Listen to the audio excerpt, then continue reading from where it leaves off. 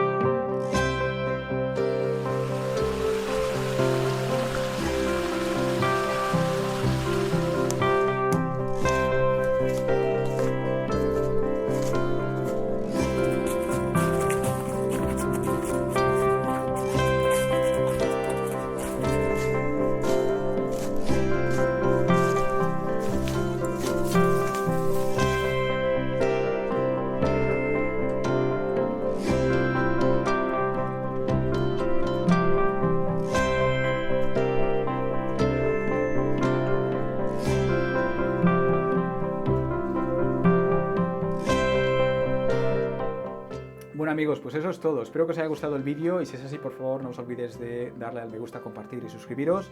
Y en todo caso, pues como sabéis, a día de hoy todavía no es posible salir de fuera a hacer senderismo y grabar vídeos de senderismo, pero cuando sea posible, pues seré de los primeros en salir a toda pastilla y empezar a caminar, ¿no?